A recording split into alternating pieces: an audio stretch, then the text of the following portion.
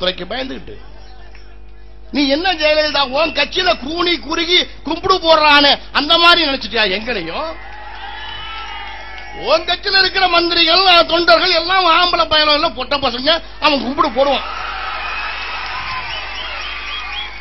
அவன் கும்பிடு எப்படி போடுறான்னு எதை பார்த்து கும்பிடுறானே தெரியல.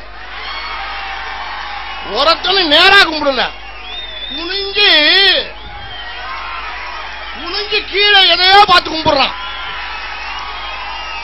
அப்படி உத்தரவு அம்மாவோட உத்தரவு, நீ இதை பார்த்துதான் கும்பிடணும். ஏன்னா எம்ஜிஆரே அதை பார்த்து கும்பிட்டுருக்காரு. அதனால நீங்களும் கும்பிடுங்கடா. அப்ப அவன் கும்பிடுவான், நாங்களும் கும்பிட முடியுமா? நீ எங்களை அதே மாதிரியே ஆம்பளை பூரா எங்களையும் அந்த மாதிரி நினைச்சா சரியா இருக்குமா?